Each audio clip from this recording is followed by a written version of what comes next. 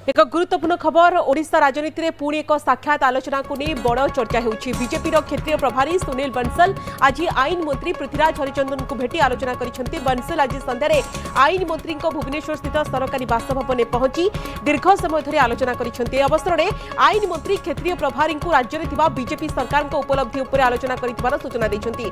आलोचना मुख्यतः सरकार कार्यस्थली अन्य सांगठनिक विषय स्थान पाइथिबार सूचना रहिछि। दुष्मंत अच्छा फोनलाइन अधिक अपडेट पर दुष्मंत किछि दिन पूर्व राज्यपाल जाइथिले आईन मंत्री बासभवन आलोचना करथिले। आज बीजेपी क्षेत्रीय प्रभारी सुनील बंसल पृथ्वीराज हरिचंदन को भेटी आलोचना करिसेंति। जाकु नै कि अनेक चर्चा होउछि कोन रहि थाइ पारे कारण